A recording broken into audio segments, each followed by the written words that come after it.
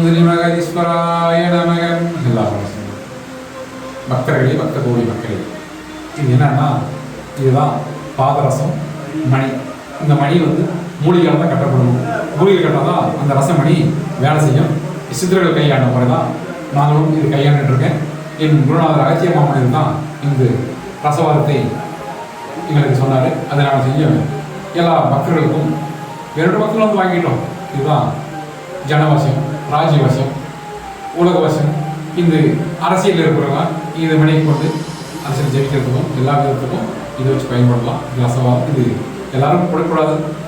அதனால நம சிவாய நம சிவாய சிவாய நம பய நம சிவ நம சிவ நமக